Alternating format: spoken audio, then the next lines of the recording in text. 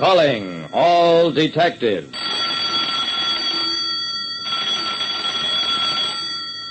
A man in a turtleneck sweater, an heiress with a broken leg, and a blackjack. Those are the exhibits on this page from my casebook. The casebook of Jerry Browning, private detective. A certain amount of the work I, Jerry Browning, private detective, get is acting as a bodyguard. As a rule, it pays well and is easy, but not always.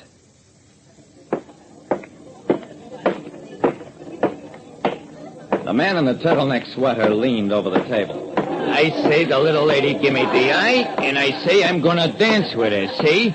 I glanced at Daphne Springer, who was sitting alongside of me at the tiny table. Her hands were primly folded in her lap, and her eyes were demurely lowered. That meant she had given this mug the eye. Look, pal, the little lady can't dance with you. She's got a broken leg. Oh, a wise guy. For 2 cents, I make it a firm rule of life never to wait and find out what a man would do for 2 cents. I do it first.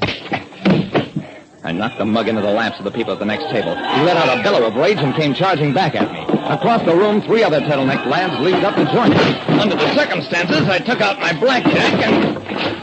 At a definite point in these free-for-alls, somebody always puts out the light. I laid about with a blackjack up to that point, then reached out, picked up Daphne, slung her over my shoulder, and started cutting a path to the door.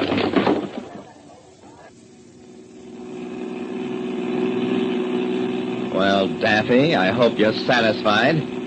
Daphne wasn't satisfied.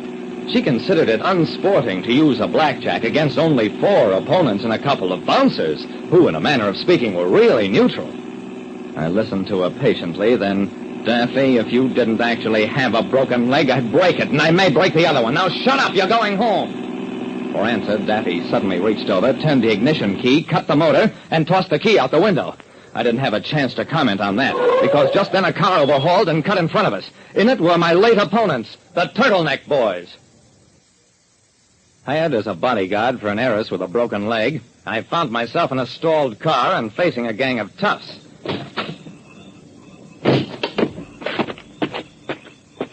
I took out my revolver, walked up to the other car, shoved the revolver muzzle against the nose of the mug who'd started all the trouble at the Pink Poodle Roadhouse. I think I'll blow your brains out. What's more, I'm a detective and can get away with it. The mug looked as though he'd faint. Please, we was only kidding. I'll bet. Okay, all of you out of that car and start walking. What are you going to do? I'm taking your car. You can pick it up in the morning at the police garage. I went back to my car, picked up Daffy, flung her in the back seat of the car I'd commandeered, and drove her home. She didn't open her mouth once.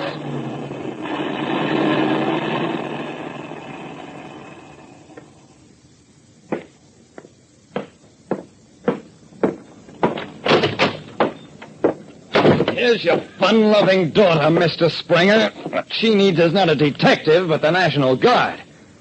Springer watched as his daughter was carried upstairs by a couple of servants. Come into the library, Browning. Browning, shall I tell you what's wrong with Daffy?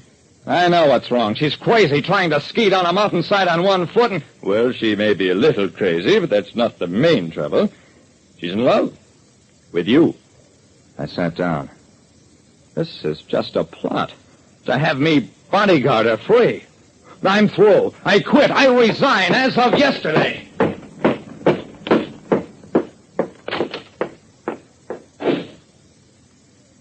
The next morning, I took the commandeered car over to the police garage, explained how I'd come into possession of it. The sergeant kept nodding, writing down my answers until... Hey, is something wrong? The sergeant put down his pen. The guy who owns that car, Nick Whalen, was shot to death last night. You better stick around a while, Browning. Okay, but Daphne Springer will tell you that I took a ride home. The sergeant put in a call to the Springer home and talked for a while in a low voice. Then... Browning, you're under arrest.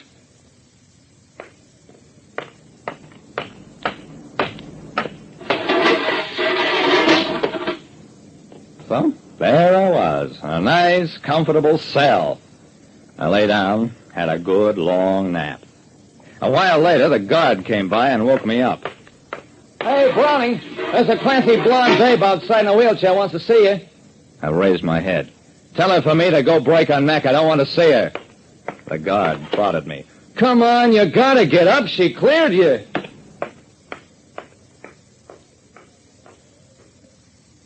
Daffy was dressed all in black, as though already in mourning for me. When I started to bawl her out, she dabbed delicately at her eyes with a tiny handkerchief.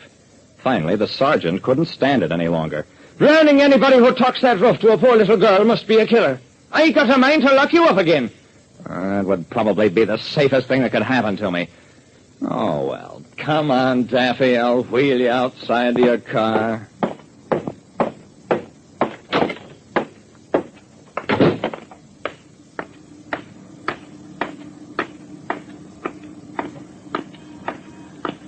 Springer was waiting for us in the car. I heard about what Daffy told that policeman.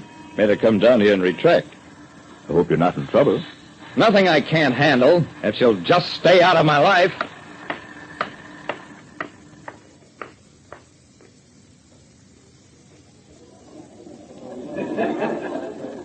That evening, I took a cab out to the roadhouse where all the trouble had started. At the door, I halted and ducked back out of sight. Daffy Springer was in there, sitting at a table with 3 of the turtleneck boys. As I watched, she got up, walked to the dance floor with one of the men, and danced. Broken leg, huh? I retreated to the parking lot, hung around, and waited. After a while, Daffy and a dancing partner strolled out, walked over to one of the cars, and got in. Daffy, what do you want to worry about Nick for? He had it coming to him. Hey, give us a little kiss, eh? Daffy made it plain she wasn't handing out kisses, just yet. With a classy babe like you, I could go places. And you was smart to shake off that dumb shamus. Now me, I'm strictly from the big time. And I'll let you in on something. Nick had a jukebox route in this territory. But did he develop it? Did he put in slot machines? Nah. So, naturally, somebody smart has to take it over. Like me. I got up from my hiding place and laid my blackjack alongside his skull. Then, slide over, Daffy. We're taking this big-time operator into the police.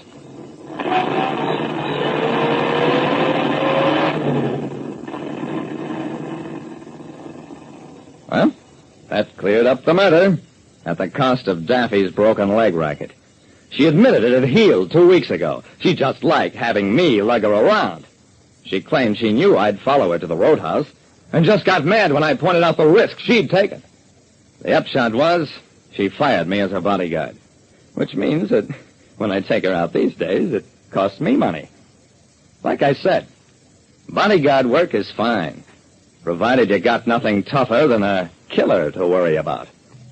Listen next time to Calling All Detectives, mystery drama, mystery quiz, and a chance for you to match wits with yours truly, Jerry Browning, private detective.